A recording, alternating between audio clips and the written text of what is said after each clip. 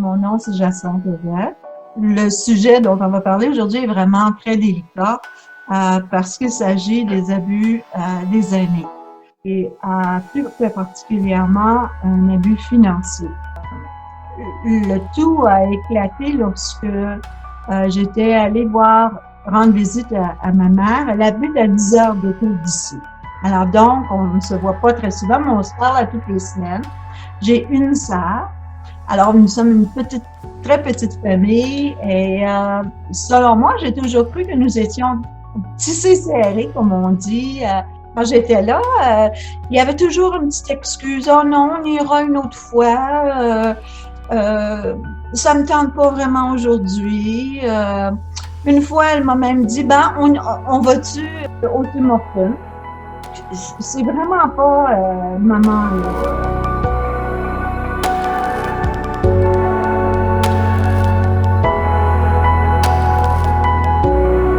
À la banque avec la carte, ça me dit que elle est dans le rouge, alors moins 400 $. Mais voyons donc, qu'est-ce qui se passe? C'est impossible. Alors, je reviens à la maison, je dis, maman, qu'est-ce qui se passe? Ça dit que t'es 400 $ dans le trou, là. Alors là, elle a été obligée de m'expliquer qu'est-ce qui se passait. Elle n'avait aucune idée que son compte était à sec. Elle pensait qu'il lui restait encore des CELI, qu'il lui restait encore de l'argent de placer. Mais il lui restait absolument rien. Elle donnait de l'argent à ma sœur, à son fils et à son arrière-petit-fils. Pas des gros montants, mais c'était régulier à tous les mois. Et ma sœur avait vidé son compte en banque. Non seulement vidé son compte en banque, mais qu'en plus, elle avait fait elle avait convaincu maman de prendre une marge de crédit et que maman vivait maintenant sur une marge de crédit. On a réussi à faire un rendez-vous, maman, ma sœur et moi, avec la dame, pour aller au fond des choses, pour découvrir que oui, c'était bien ma sœur qui avait retiré les fonds. Et alors là, ma sœur ne pouvait pas nier rien. Mais j'ai fait fermer les comptes immédiatement. Il restait un petit peu d'argent dans un des CELI. Alors là, on a pris l'argent qu'il y avait là pour fermer la marge de crédit. Parce que il fallait arrêter l'hémorragie, là. J'avais besoin d'être capable de repartir en sachant que ça ne continuerait pas, là. Alors ça, la dame nous a aidés encore à naviguer à travers ça. Et à ce moment-là aussi, j'avais vu, je m'étais rendu compte que ma sœur avait aussi déclaré une faillite et 150 000 $. Alors, c'est quand même pas rien. Alors, elle arrivait plus avec son argent. C'est comme ça, j'imagine qu'elle était tombée dans l'argent de maman.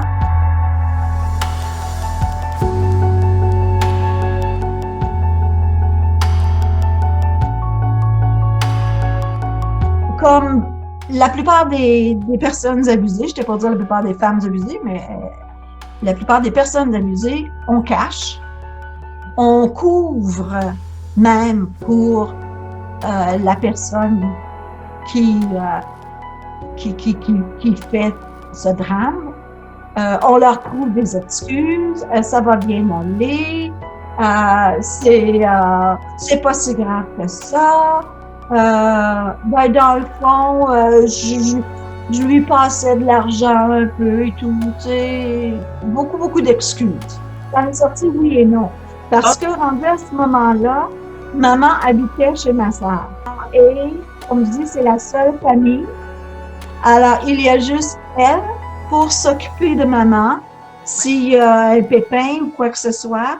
Alors, c'est juste ça qui peut l'aider.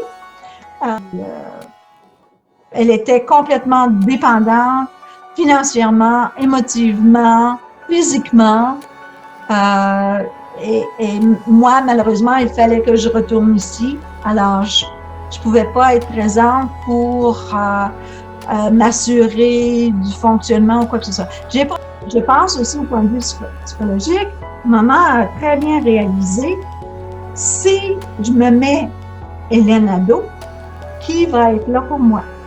Parce qu'il y a la honte, il y a toutes sortes d'émotions qui très, très fortes qui viennent là-dedans. C'est une très petite ville où on habite, tout le monde se connaît. Qu'est-ce que les gens vont dire? Ça, là, malheureusement, c'est ce qui gère tout. Qu'est-ce que les gens vont dire? Faut pas que ça se sache.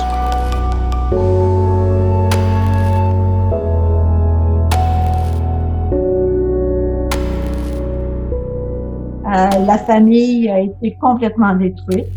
Ça fait 3 ans maintenant, ça fait 3 ans à l'automne. Ma sœur ne m'a toujours pas dit s'il faut absolument se parler. C'est un oui, non, fini là. Alors ça il y a une cassure définitive.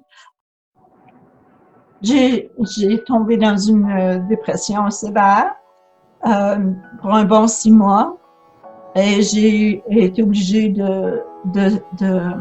d'avoir des soins de counseling.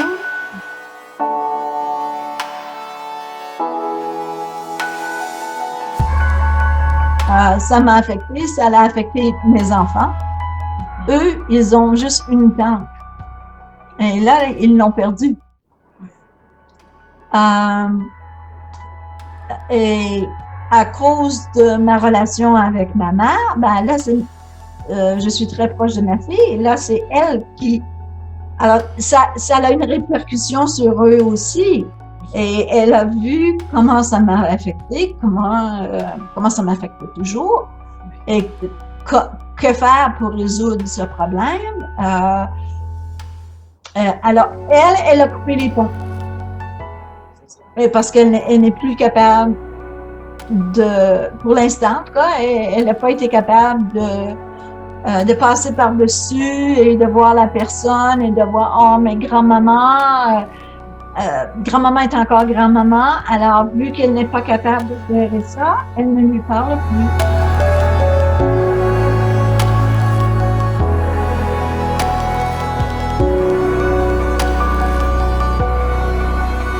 Quand c'est arrivé, là, il y a 3 ans, maman avait 87 ans, OK? Et elle faisait de l'aquaforme, de la danse sociale, de la danse en ligne et du yoga. Malheureusement, l'année dernière, elle est tombée, elle s'est brisé la hanche. Alors, elle a été à l'hôpital et de là, elle a été transférée dans ce qu'ils appellent là-bas un CHSLD.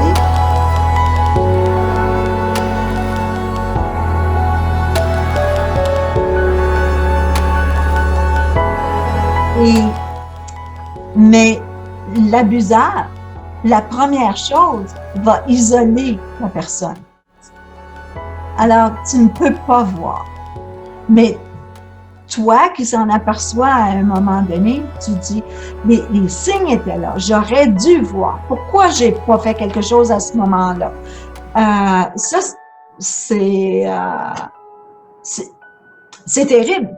Faut apprendre à ne dire, à pas aller là, parce que c'est comme une spirale qui s'en va sans fin, là.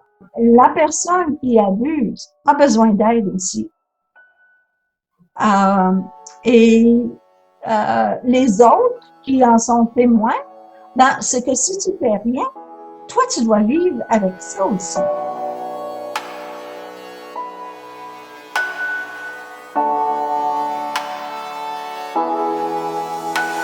Parce que ne rien dire, ça donne la permission de continuer. Silence n'est pas une solution.